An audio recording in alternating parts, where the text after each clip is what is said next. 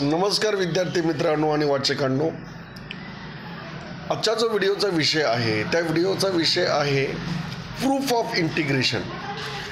आजच्या व्हिडिओचा जो विषय आहे प्रूफ ऑफ इंटिग्रेशन।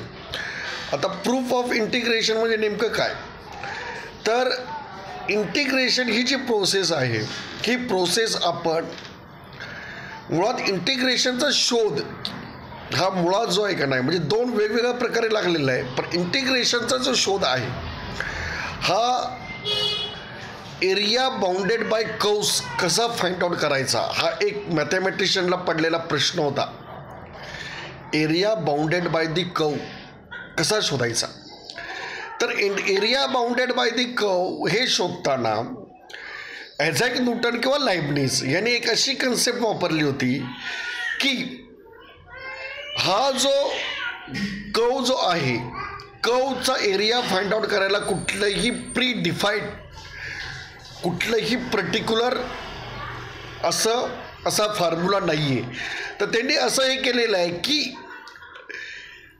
ही जी एक जॉमेट्रिकल फिगर आहे की ज्याला अरेग्युलर शेप आहे, त्याचा शेप रेग्युलर नाही, तिला n नंबर ऑफ रेक्टँगलमध्ये कन्वर्ट करायचं आणि नंतर त्याची ॲडिशन करायची, समअप।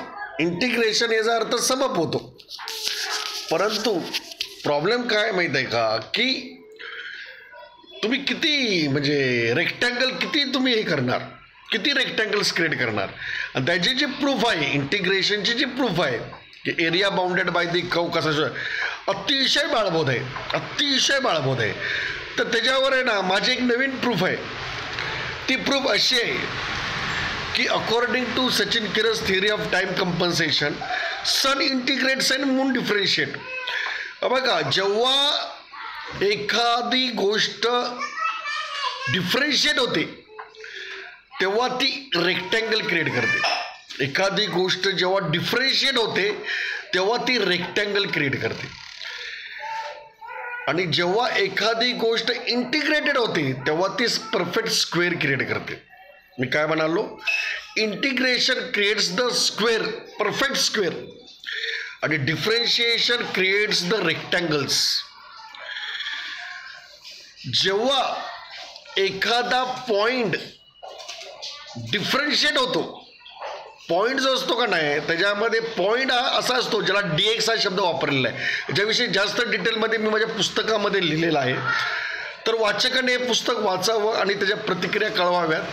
त्या पुस्तकाचं नाव अर्थातच वाचकांना माहीत आहे, Newton's laws of motion must be modified, Sachin किरस theory of time compensation, sun integrates and moon differentiate. याच्यामध्ये कॅल्क्युलस पूर्णपणे रिडिफाईन होतं आहे, फिजिक्स पूर्णपणे रिडिफाईन होतात ते, आणि न्यूटन्स लॉज ऑफ मोशन हे न्यूटन्स लॉज ऑफ मोशन नाही तर हे लॉज ऑफ टाईम आहेत। न्यूटनचे नियम बाय डिफॉल्ट ऑब्जेक्ट फॉलो करतात, न्यूटनचे नियम बाय डिफॉल्ट ऑब्जेक्ट फॉलो करतात, पण न्यूटनचे नियम सर्वात जास्त टाईम फॉलो करते। न्यूटनचे नियम आणि अल्बर्ट आइन्स्टाईनचे नियम सर्वात जास्त टाईम फॉलो करतात। त्याच्याविषयी जास्त डिटेलमध्ये मी माझ्या पुस्तकामध्ये लिहिलेलं आहे, ते पुस्तक वाचकाने वाचावं आणि त्याच्या प्रतिक्रिया कळवाव्यात। थँक्यू, धन्यवाद।